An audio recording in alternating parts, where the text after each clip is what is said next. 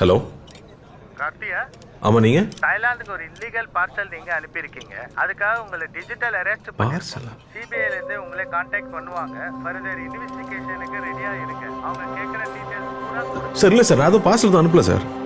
நீ கொஞ்சம் செக் பண்ணி பாருங்களேன் ப்ளீஸ். என்னடா என்னாச்சு? நான் ஏதோ கொரியரில் ட்ரக்ஸ் அனுப்பிச்சிருக்கேன், தாய்லாண்டில் மாட்டிக்கிச்சு, டிஜிட்டல் அரெஸ்ட்னு சொல்கிறானுங்க. முதல்ல ஃபோனை கட் பண்ணு. இன்னும் கொஞ்சம் நேரத்தில் ஃபுல் செட்டப்போட வீடியோ கால்லே வருவான். சிபிஐ ஆஃபீஸர் பேசுகிறேன், இதை பற்றி வெளியில் யார்கிட்டையும் சொல்லக்கூடாதுன்னு சொல்லுவான். உன் Aadhaar number, bank account number வரைக்கும் எல்லா டீட்டெயிலையும் புட்டு புட்டு வைப்பான். ஸ்கேம் கால்டா அது. ஸ்கேம். இந்த மாதிரி சிபிஐல இருந்து பேசுகிறோம், அமலாக்கத்துறையிலேருந்து பேசுகிறோம்னு சொல்லுவாங்க. உங்களுக்கு பரிசு விழுந்திருக்குன்னு சொல்லுவாங்க. பேங்க்ல இருந்து பேசுகிறோம், உங்கள் ஓடிபி நம்பர் கொடுங்கன்னு சொல்லுவாங்க. இப்படி பல வித்த வச்சிருக்கானுங்க, ஏமாந்துடாதீங்க. நம்மளுடைய பேராசையும் அறியாமையும் தான் இந்த மாதிரி சைபர் ஃப்ராட்ஸ்க்கான மூலதனமே.